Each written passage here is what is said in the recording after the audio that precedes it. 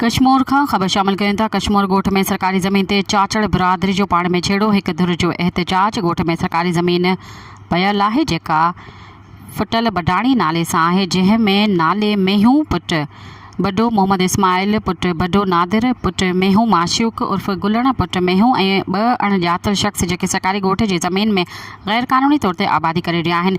इल्मुद्दीन चाचड़ ऐं सिकंदर चाचड़ रोकण लाइ विया त अॻे इन धुरनि हथियार खणी हमिलो करे ॾिनो।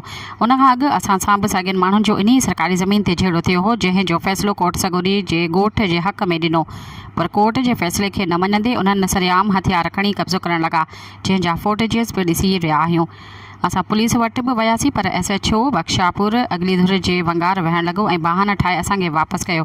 असां ज़मीन ते ट्रैक्टर कढिया, जंहिंखां पोइ मथे ॼाणल माण्हू असां मथां असांजे घर अंदरि हमिलो करे ॾिनो, जंहिंमें मुंहिंजो भाउ पेश इमाम इल्मुद्दीन चाचड़ सोठ सिकंदर चाचड़ सख़्तु ज़ख़्मी थी पिया।